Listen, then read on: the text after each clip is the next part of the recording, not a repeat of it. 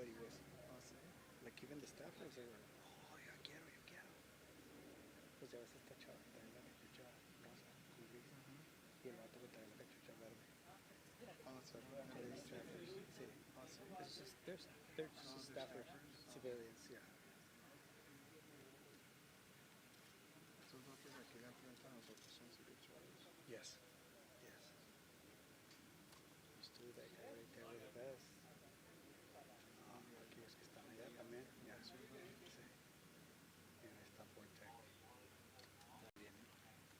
Ahí están. Sí. Okay. Ya, ahí están.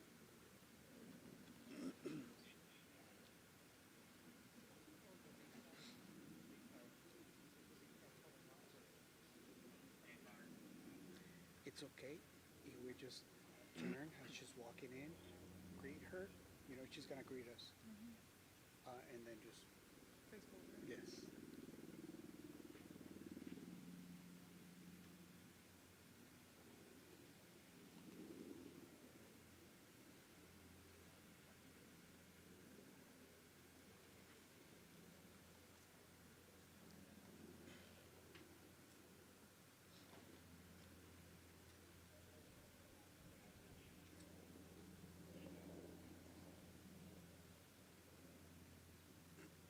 All right.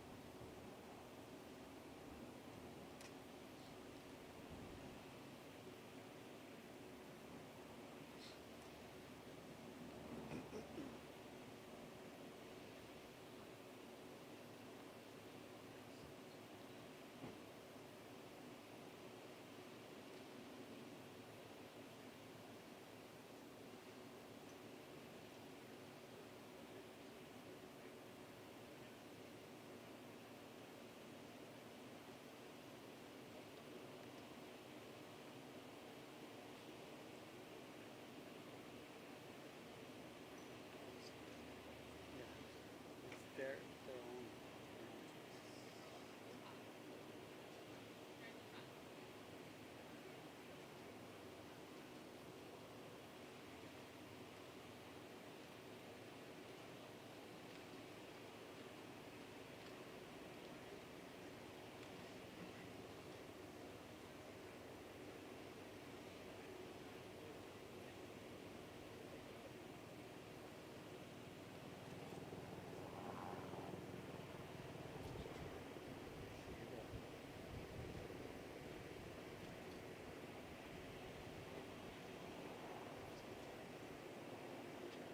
Sí, sí.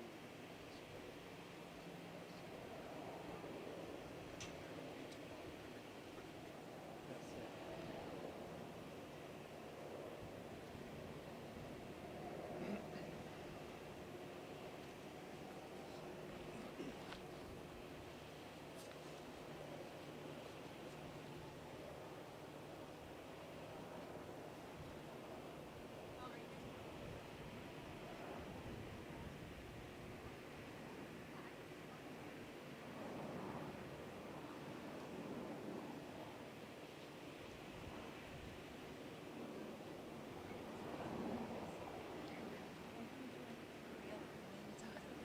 Well, not this. Oh, thank you so much. I appreciate that.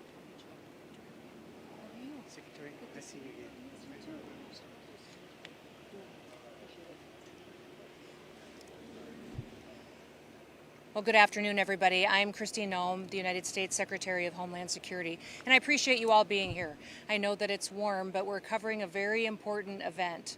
As of tomorrow, President Trump will have been in the White House and in charge of this country for 7 months. And in this first 7 months, he has accomplished some unprecedented things for the security and the safety of all American citizens. As you know, when he campaigned to get elected as President of the United States, he promised the American people that he would secure our border, that he would ensure that the invasion of the illegal criminals that were coming into our country under the Biden administration would be stopped, and that he would do all that he could to restore the safety to our American communities. And he has done exactly that. In fact, today we have the most secure U.S. border that we've ever had in the history of this nation. It's incredible the work that he has done along with the good folks out of CBP and ICE and law enforcement, federal agencies in partnership with states like Texas right here, and also with our local law enforcement that have stepped up and deployed individuals and resources to help us secure this border. Today we're going to be talking about the incredible work that these individuals have done in making sure that we're continuing to construct infrastructure. And when you look at what is behind us as far as the wall that is being built, you see obviously the structure, but also there will be more added to it as far as technology, cameras, sensors that will ensure that it will be secure far into the future, and that will be efficient as well with our resources and our individuals and our agents that are out here on duty day and night making sure that America is safe. Remember that a nation without borders is no nation at all, and we're so thankful that we have a president that understands that and understands that a secure border is important to our country's future. Now, if you look at the structure that's behind me, it's tall, which makes it very, very difficult to climb, almost impossible. It also goes deep into the ground, which would make it very difficult, if not impossible, to dig under. And today, we are also going to be painting it black. That is specifically at the request of the president, who understands that in the hot temperatures down here, when something is painted black, it gets even warmer, and it will make it even harder for people to climb. So we are going to be painting the entire southern border wall black to make sure that we encourage individuals to not come into our country illegally, to not break our federal laws, but that they will abide and come to our country the right way so that they can stay and have the opportunity to become United States citizens and pursue the American dream. Now, we got an incredible amount of resources allocated to us in the big, beautiful bill. And we're so thankful for that, because that's going to allow us to continue construction. The construction right now is at the pace of a little bit less than a half a mile a day, and the border wall will look very different based on the topography and the geography of where it is built. Here you see structure. We will have waterborne infrastructure that will be put in place as well, and then that technology will be installed. And we'll utilize that to make sure that we're doing due diligence in securing every single inch of our border. And it's not just our southern border that we are concerned with and putting resources into. It is every border from our maritime seas to also our northern border, to make sure that the American citizens can have safety, but also that our laws are enforced. I'm very grateful today to be here with two individuals that are leading our effort as far as securing our border, but also day to day making sure that our laws are enforced. I'd like to introduce first the Chief of the U.S. Border Patrol, Mike Banks, to share a few words with you. And then after him, Walter Slozer is the interim Chief of the Border Patrol here in the El Paso sector. So with that, Chief Banks, would you like to come up and share a few words? Thank you, Madam Secretary. As she said, my name is Michael Banks. I'm Chief of the United States Border Patrol, and what you see behind us is just the beginning of a lot of wall we're going to be building with money that we received from the Big Beautiful Bill. This is just one of many ways that we are fortifying our border and securing our border against illegal immigration. Once we get the infrastructure up, we'll also see lighting go up, camera systems go up, ground sensing technology as well. And then, as the Secretary said, we're going to paint it black for two reasons. One, the black's going to protect the wall from rusting, and two, black gets hotter and makes it more difficult to climb. With that, I'm going to pass it over to Chief Slozer, who's the interim Chief Patrol Agent of the El Paso sector. Thank you, Madam Secretary. Thank you, Chief Banks. I just want to thank the administration, the Secretary, and Chief Banks for, one, having the will to secure the border in between the ports of entry. We've long known that barriers are key into shaping the operational environment. We're going to continue to build these barriers. And, you know, it's just, it's a message, a clear message that says we are removing people from the smuggling cycle. We're not going to put them into that. And we're promoting economic prosperity on the north side. So this area north of us is in the plans as to build and put in shops and schools and houses, and this is going to help secure this area for the betterment of the El Paso community, and we're taking border security serious. I've been through 6 different administrations, and I can tell you I've never felt the support from our leadership than I feel today, and that's under the leadership of our secretary. I'm proud to stand here with her, and I want to thank you for being out here to get our message to the community so that they know why border security is important to national security. It is national security, so thank you very much.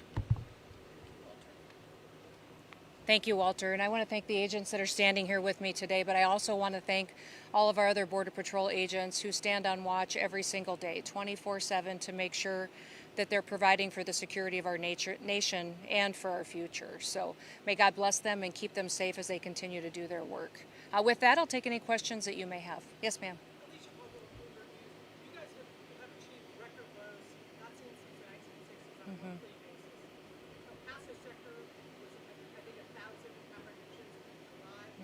Given that drop to 29 or 39 average a day, who's left coming in? Asylum seekers stopped.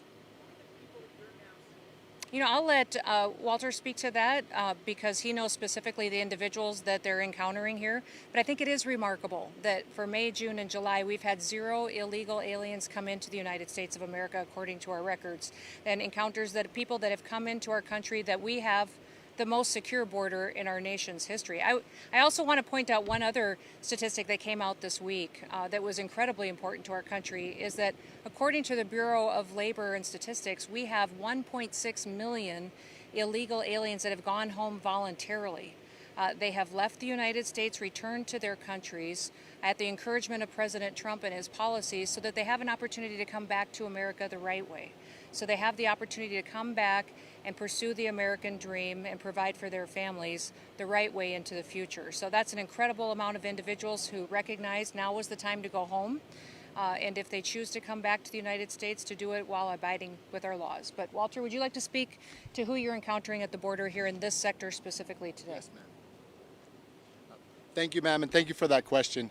So here in the El Paso sector, in 2023, we had one day where there were 2,300 people apprehended by the U.S. Border Patrol. We are now apprehending, on a 7-day average, about 41 people a day. And you ask, who are those individuals? The majority of them are single adults. The majority are from Mexico, followed by Guatemala and Ecuador. And those individuals are not, unlike the 3 years before this, where they were following our Border Patrol agents, tracking them down, and we were stuck preserving life, and we had to take them out and get them out of the area, and no Border Patrol agents were patrolling the border. Unlike that, they are running from us. They're trying to utilize tunnels. They're trying to move left and right of our deployments, and we're apprehending those individuals. Our gotaways are the lowest they've ever been, and we're working with the Department of Justice. We're putting criminal charges. Since 1929, 8 U.S.C. 1325 has been a crime in the United States. We're putting criminal charges on those individuals, applying consequences, and our partners in ICRO are removing those individuals from the United States. But they are individuals that are actively seeking to get in, the people we should have been focused on for the entirety of our Border Patrol careers, and we're not dealing with those asylum seekers and those individuals that commit a crime by entering illegally and still are in our process. So those are the individuals that we're seeing, ma'am. What is your gotaway rate? 7-day average is 9. Compared to 400 about this time last year. So, and that's key, right? Messages mean, words and messages matter. It is not okay to enter the country illegally, and somebody's finally saying that. That's our leadership here in the U.S. government, and we're, as the Border Patrol here in El Paso sector, I can say on the behalf of the men and women of El Paso sector, who I am greatly appreciative of, that we are proud to enforce these laws, and the morale is better than it's ever been because we are doing our national security job, and we are keeping this area safe. Thank you. Sure. Yes.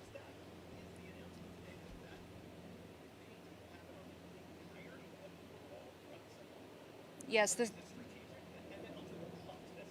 Yeah, it is.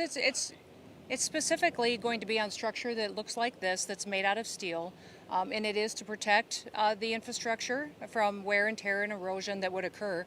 But also, it is because the president specifically recognized that black gets hotter in this weather and in this heat and in this sun, and that when you touch something that's hot during these kinds of temperatures, it's very difficult to climb it, very difficult to cut it, to handle it. And he wants to make it as difficult as possible for individuals who are trying to break our laws. He means what he says, and he follows through on what he says he's going to do. And this was something he spoke to me about after the election that he wanted to do. And when he was sworn in, we immediately got to work on setting up the opportunity that when the structure is built, that it would be painted so it'd be protected and that it would be hot. Yes. Mm-hmm. Yep. Mm-hmm.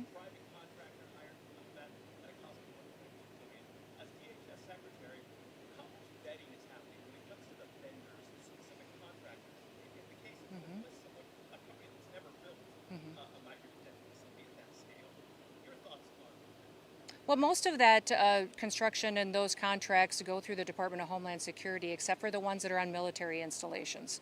And so that is a DoD project that we're working in partnership with, which President Trump has committed to have a whole of government approach. He's got every agency and cabinet member working together to address the situation that we have with criminal illegal aliens that are in our country. And so we're thankful for Secretary Hegseth's leadership and his partnership in that effort, but we're continuing to build partnerships with governors, with other local entities and local sheriffs or law enforcement agencies that are willing to open detention centers as well. In fact, in Nebraska, we have one that will be opening up soon called the Cornhusker Clinker, I think it is, and that will be very helpful strategically, not far from Denver, Colorado, that will help us out with logistics and transportation to return people to their home countries. Yes. How will I further expand what? Detention centers? Well, we will continue to work the processes to make sure that people go through their due process hearings and deport them as soon as possible. So our hope is that we'll continue to build partnerships for more detention centers, but I'm very focused on making sure that once we're picking someone up in our country with final removal orders or criminal convictions and charges, that we're removing them as soon as possible too. My goal is not to build hundreds of thousands of beds. My goal is to get people out of this country that are here illegally. And so that's where our focus is, and we'll build as many detention beds as we need to get the job done. To Mexico? Oh, to New Mexico. There could be. I know that New Mexico has some debates going on with our detention centers, but we're planning on keeping our presence there and expanding it if possible. Yes. Mm-hmm.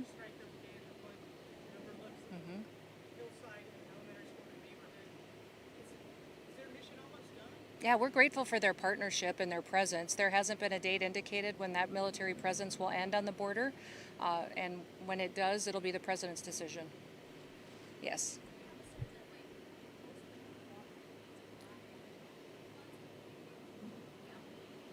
For the painting project, not necessarily all of it has been contracted out yet, but we'll move pretty quickly. As you can see, the gentleman behind me and the folks behind me are working very hard, and they move fast.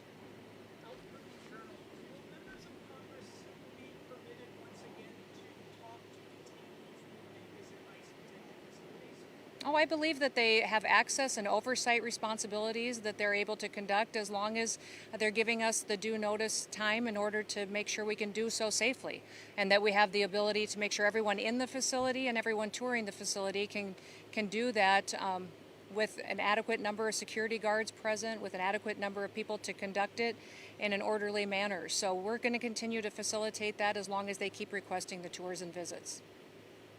Yes.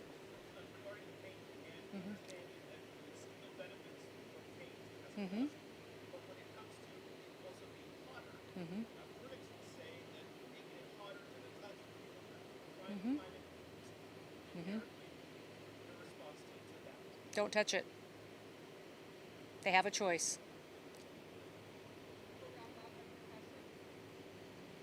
Thank you, everybody. Appreciate it.